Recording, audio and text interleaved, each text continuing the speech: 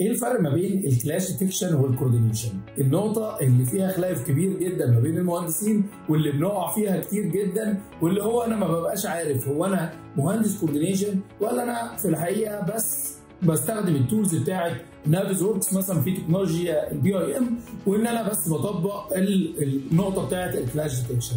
وايه الفرق الواضح واللي اقدر اقول لا انا بدات ان انا اتحول من مرحله ان انا اكون تكنيكال وبس مجرد ان انا بستخدم النقطه في الكلاش لان انا اروح لعالم الكوردينيشن بالكامل.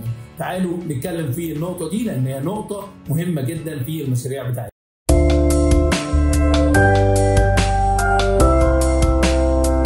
ايه هو الكلاش ديتكشن؟ الكلاش ديتكشن هو حل التعارضات ما بين الاقسام وبعضها، ان انت تشوف الكاميرا خابطه مع باب، الكاميرا خابطه مع شباك، الكاميرا عامله تعارض مثلا مع الجبسون بورد، الكاميرا عامله تعارض مع الضغط، الكاميرا عامله تعاقد مع مواسير مثلا هتمشي بشكل معين. ليه انا بقى بنركز على الكاميرا؟ لان الكاميرات يا جماعه بتسبب لنا يمكن هنقول ايه 80% من مشاكل المشروع بتكون مع الكاميرات. وده يعني انا من الفيديو دوت عايز اقول لكم ان احنا نفكر نشيل سيستم الكاميرات، هيوفر على مهندسين كوردينيشن ومهندسين كلاش ديتكشن كم كلاشز غير طبيعيه. الكاميرا فعليا مسببه لنا انا شخصيا مشاكل كتير قوي، ولكن تعالى نرجع للنقطه بتاعت الكلاش ديتكشن ونفهمها كويس قوي ان انت بتحل التعارضات. طيب هل في انواع للكلاشز؟ في الحقيقه في 3 انواع من الكلاشز، ده غير كمان ان في طرق معينه للكلاشز، يعني في مفهومات خاطئه كتير جدا عن الناس. يعني لما اجي اقول لك ايه انواع الكلاشز اللي احنا ممكن نمر بيها جوه المشروع، هتقول لي 3 حاجات اساسيه. اول حاجه الفيجوال انسبكشن. طب ايه هو الفيجوال انسبكشن ده؟ ان في كلاشات بتكون موجوده غير مرئيه. زي ايه مثلا؟ زي مثلا طالع على السلم مفيش هاندريل للسلم، زي مثلا بلكونه ملهاش هاندريل او ملهاش ترابزين، مثلا في سيستم معين مثلا سيستم العمدان نازل قافل قدام الباب، هو مش خابط في الباب، هو نازل قدام الباب، وبالتالي مش هنعرف نفتح الباب. كل دي حاجات بنسميها فيجوال، هتشوفها فيجوال، مش هتقدر تشوفها ببرنامج او مش هتقدر تطلعها في الكلاشز او البرنامج مش هيقدر يشوفها.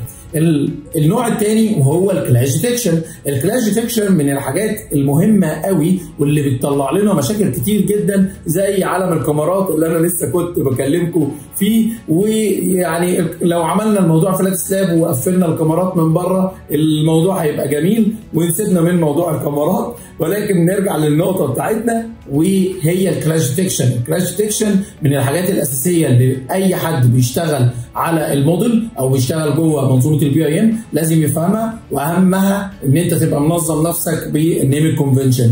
طيب النقطه الثالثه والمهمه قوي للمقاولين والحصر الكميات واللي انا بقول عليها مهمه جدا جدا جدا للاونر، وهو الداتا فاليديشن. الداتا فاليديشن دي ممكن تفرق معاك في تكلفه المشروع ارقام خياليه. لو انت مثلا منزل داتا فاليديشن لباب متر وكان في الرسومات قديمه او كان في الباكج القديمه كان متر 20 واحنا المفروض هننفذ على متر 20 واتبعت بي كيو بالمتر، هنا تكلفة وتهدير كميات غير طبيعية. هنا ما كانش فيه كلاش، هنا ما كانش فيه، دي معلومة او انفورميشن نزلت غلط وما شفناهاش او ما عدلناهاش او ما طلعتش معانا في البي كيو. فالثلاث حاجات دول لو انت بتعمل مسؤول عن الكلاش ديتكشن لازم تكون فاهم في الثلاثه دول. هنعمل فيديو تاني وما تنسوش تعملوا سبسكرايب علشان يوصل لكم كل التفاصيل دي وتعملوا لايك للفيديو. هنعمل فيديو تاني نتكلم عن اهميات الكلاش بتاعتنا، ايه البريوريتيز بتاعه الكلاش، ايه الحاجات اللي المفروض نعملها في الاول وايه الحاجات اللي المفروض ما نعملهاش. وطبعا عرفتوا ان الكاميرات من اول الحاجات. تعالى بقى نفهم ايه هو الكوردينيشن والفرق ما بينه وما بين الكلاش ديتكشن. الكوردينيشن هو اشمل من الكلاش ديتكشن. هنا احنا كنا بنتكلم في تكنيكال، هنا كنا بنتكلم في تعارضات ما بين العناصر وما بين بعضها، ما بين الاقسام وما بين بعضها، ما بين ان احنا عايزين نوفر خامات ونوفر المشاكل اللي هتقابلنا في الموقع وتاثر على سير العمل في المشروع. ولكن الكوردينيشن هنا اشمل بكتير. الكوردينيشن هو مش بس النقطه بتاعت التكنيكال، لا دي جواه انا عندي كوردينيشن ورقيات، عندي كوردينيشن تكنيكال، عندي كوردينيشن مع الاقسام، عندي كوردينيشن مع مقاولين الباطن، عندي كوردينيشن مع الاستشاري، عندي كوردينيشن مع الاونر، عندي كوردينيشن في كل تفاصيل المشروع بتتم. من مهام مهندس البيم كوردينيتور ان هو يكون على درايه بتفاصيل كتير جدا ورقيه ونظريه وتكنيكال، وكمان اداريا كدخلي مع التيم بتاعه، ان هو هيقدر يكوردينيت الشغل ما بينه وما بين الاقسام الثانيه. ودي نقط مهمه جدا لازم تكون عارفها ولازم تكون فاهمها. فلو جينا قلنا ان الكلاش ديتكشن هو جزء من عمليه الكوردينيشن اللي بتتم بالكامل، وعلشان كده انا بقول ان الكوردينيشن بيحتاج خبره كبيره، مش زي ممكن الكلاش ديتكشن محتاج ممكن خبره صغيره مع استخدام البرامج بشكل بروفيشنال توصل لانك انت تكون بتقدر تعمل كلاش ديتكشن مظبوط. لكن الكوردينيشن فيه تفاصيل ثانيه اكتر وفي خبره اكتر، لان في اقسام وفي تفاصيل لازم تكون اوير بيها عشان توفر لنفسك وقت كبير جدا في المشروع. طب انا لو حبيت اصنف بقى الكوردينيشن اصنفه ازاي؟ الموضوع ببساطه ان انت هتصنفه 3 تصنيفات.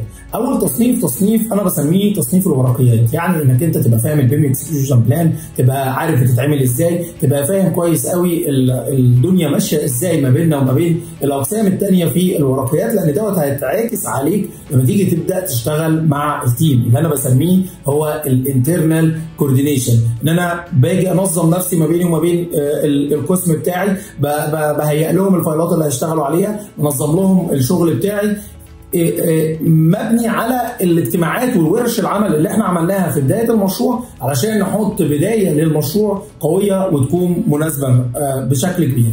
التصنيف الثالث والاخير وهو الكوردينيشن الخارجي مع الاقسام الثانيه، انك انت تكون قادر تدير برضو او تكون منظم الفايل بتاعك، ان هو لما يجي يشتغل مع الفايلات الثانيه ومع الاقسام الثانيه يشتغل بسلاسه، وتكونوا كلكم ماشيين على ستاندر واحد وعلى سيستم واحد، بحيث ان لما هنيجي نشتغل مع البيم كوردينيتور مالتي ديسيبلين هو هيبقى مدينا استرشادات وبيعمل معانا ميتنج كوردينيشن ديسيبلين اللي هو كوردينيشن ستراكشر، الميكانيكال، الاركتكتشر مع التيم، بحيث ان هو لما يجي يستلم مننا الفايلات يستلم الموضوع بشكل منظم ومنسق. وهنا بيجي دور الكلاش ديتكشن وحل التعارضات مع الاقسام. ايه الاهداف الاساسيه من الكلاش ديتكشن والكوردينيشن؟ الهدف الاساسي من الكلاش ديتكشن هو توفير وقت، توفير فلوس، توفير مشاكل، ان احنا نشوف كل المشاكل دي قبل ما ننزل الموقع. ده في حد ذاته بيمباكت بطريقه كبيره جدا على الفلوس. ده غير كمان ان احنا بنوصل لافضل حلول في الديزاين، لان احنا ممكن نعمل عمليه الكلاش ديتكشن دي في الديزاين، وممكن نعمل الكلاش ديتكشن دوت مع المقاول ومع التنفيذ. فده طبعا بيوفر وقت كبير جدا وبيسهل علينا الشغل ويوصلنا لحلول قويه جدا في الديزاين. الاهداف الاساسيه بقى من الكوردينيشن هو انك انت تتاكد من سير المشروع بالكامل بطريقه مظبوطه، انك انت حاطط ستاندر للمشروع لكل الاقسام بشكل مناسب، تبقى عامل تراك لكل الاقسام ان هي توصل معاك لطريقه قويه جدا وتوصل معاك لحل كل التعارضات وحل كل المشاكل. وكمان انك انت تبقى محدد اولويات كل حاجه جوه المشروع، وتبقى بتراجع على المشروع من وقت للتاني بحيث انك تتاكد ان كل حاجه ماشيه في المشروع بشكل سلس ومبسط. طبعا بنسبه كبيره في مشاكل كتير بتحصل في المشاريع، علشان بس ما نكونش بنقول كلام على كلام كده وخلاص، بتحصل مشاكل كتير وبتحصل تعارضات كتير. بنحاول جاهدين جدا ان احنا نوصل لنسب من الكوردينيشن عاليه، اللي طبعا عمليه الكوردينيشن ان انت تبقى اوير بكل التفاصيل دي تبقى صعبه، ولذلك بتبقى محتاج تيم قوي معاك، ومحتاج مهندسين تكون مختصين باجزاء معينه من اجزاء تعاقديه من اجزاء، وده اللي بيتم جوه منظومه البي اي ام، لان البيم مانجر والبيم كوردينيتور والبيم كوردينيتور ديسيبلين، لو المجموعه دي بقت موجوده بالتالي هنوصل لافضل عمليه كوردينيشن بتحصل في المشاريع. في الغالب مهندسين كتير جدا او شركات كتير جدا ما بتكونش شايفه الصوره الكامله دي، وبالتالي بتحصل مشاكل كتير جدا في عمليه الكوردينيشن في اساس المشروع، وده بيمباكت على المشروع بشكل كبير وبيوصل ان صوره البي اي ام مش افضل حاجه، بتسبب مشاكل كتير في بعض المشاريع. الحقيقه الكلام ده كله احنا بنحاول نشرحه كتكنيكال، نحاول نشرحه كثيوريتيكال للناس جوه دبلومه المكتب الفني باستخدام البي اي ام، ولذلك فارق جدا مع الناس معانا بشكل كبير. توفيق ليكم واشوفكم على خير.